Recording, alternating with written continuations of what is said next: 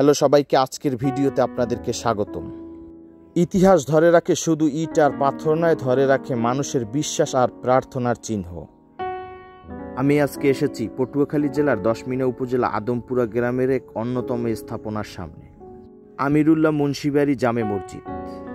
ধারণা করা হয় এই মসজিদটি প্রতিষ্ঠিত হয় 1526 ইংরেজি সালে, অথচ আজ থেকে প্রায় 500 বছর আগে। একটি গম্বুজ নির্ধারিত এই মসজিদটি থেকে 6 মাস আগেও মসজিদটি এরকম রঙিন ছিল না। বাড়ির মানুষ সবাই এক হয়ে আবার পূর্ণাঙ্গ করে রং করে। তখনকার সময় মানুষের ইচ্ছা ছিল সুন্দর একটি আল্লাহর ঘর বানাবে। তবে আমরা স্থানীয় লোকদের কাছে যতটুকু শুনেছি, এই মসজিদে দান করলে নাকি মনের আশা পূরণ হয়।